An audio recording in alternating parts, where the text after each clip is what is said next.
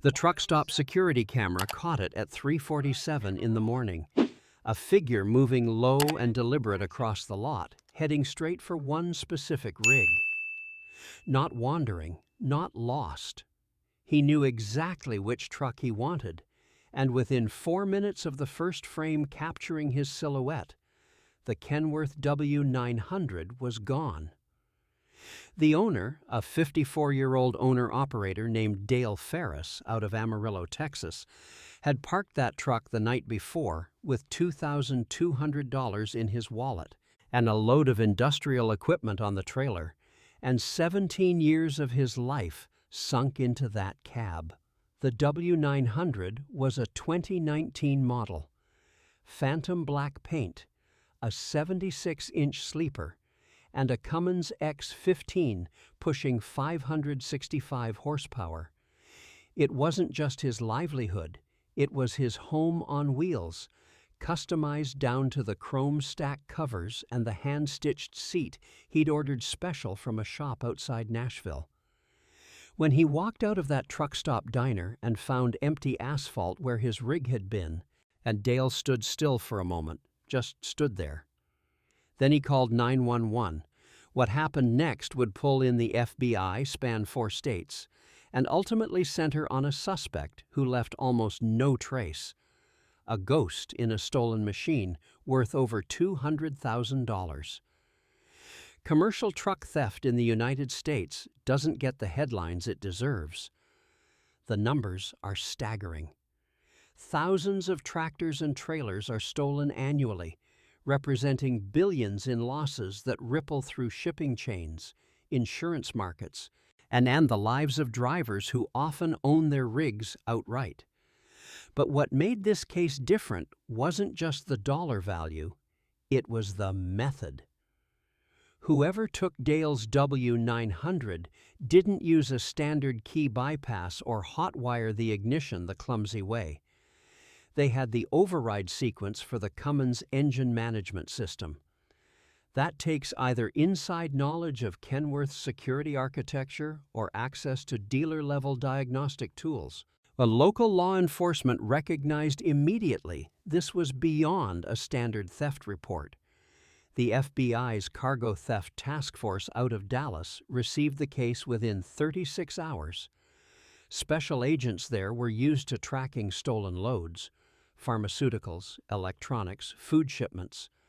But a single tractor theft escalating to federal involvement required a specific trigger. That trigger was the cargo.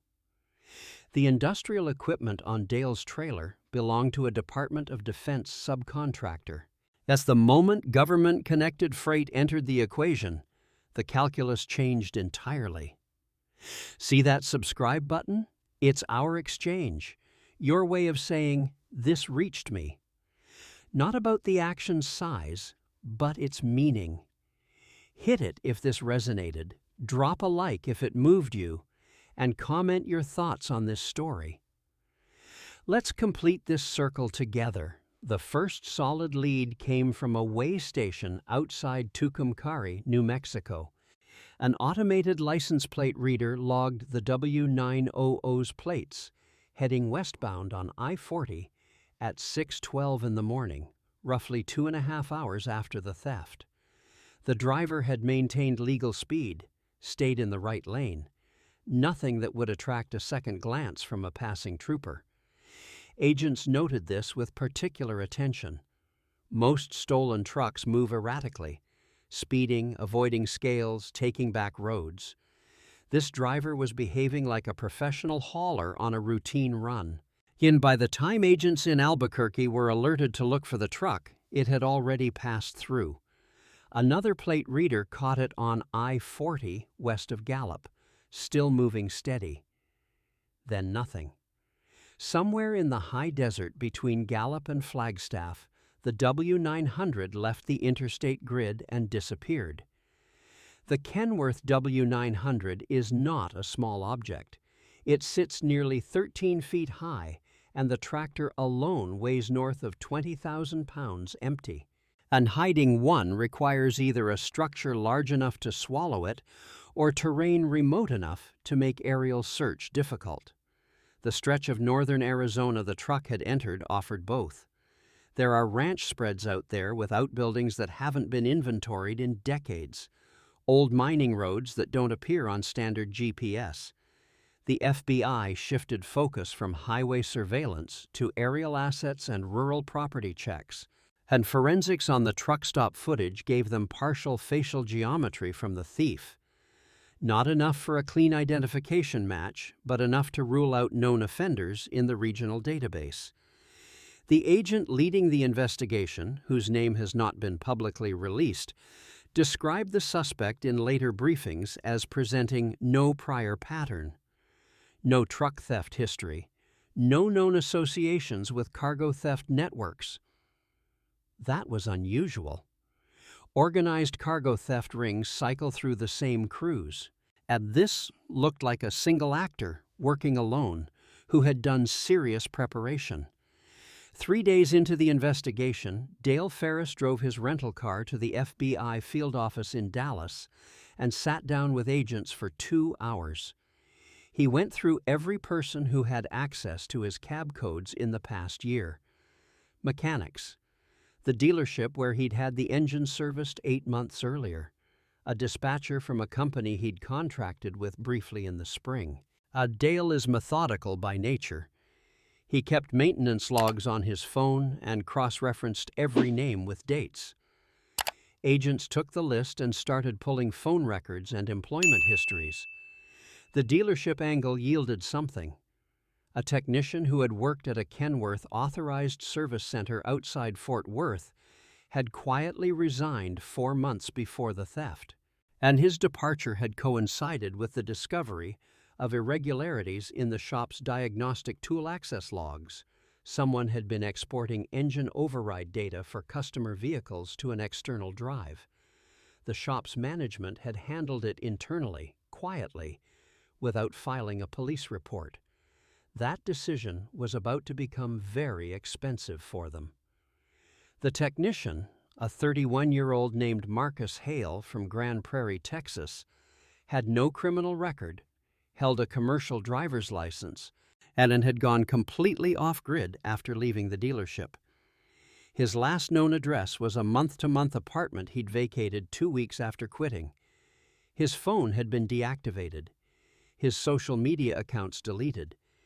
Agents described him later as having executed what amounted to a pre-theft identity recession, systematically reducing his trackable footprint before the crime. The FBI issued a federal warrant and coordinated with the Navajo Nation Police, and whose jurisdiction covers significant stretches of the terrain where the truck had vanished. A helicopter survey of rural properties flagged an abandoned feed operation outside a small community east of Holbrook. Satellite imagery showed tire tracks too wide for a pickup running toward a covered structure that had been closed for years. Ground teams reached the location on the 7th day after the theft. The W900 was there. Still hitched to the trailer, the DOD-related cargo was intact. Well, the Phantom Black Kenworth sat in the dark interior of that old building looking undisturbed, like someone had parked it with every intention of coming back. But Marcus Hale was not there. He had left food wrappers, an empty water jug, and a sleeping pad. The forensics team found one partial boot print in the dust near the cab steps. That was it. No fingerprints inside the cab. He had wiped everything. No phone, no documents. A ghost, just as the early Red had suggested. As Dale Ferris got his truck back in reasonable condition. The fuel had been run down significantly. Hale had driven it over 900 miles by the FBI's estimate. And there was minor damage to the driver's side mirror, likely from navigating a narrow passage in the dark. Dale stood in that Holbrook impound yard, looking at his rig under the afternoon Arizona sun, and said very little. He'd been asked if he was relieved. He looked at the reporter who asked and said the truck looked tired. Marcus Hale remained at large for another 11 weeks. He was apprehended at a bus station in Flagstaff after a tip from a shelter worker who recognized his face from a posted bulletin.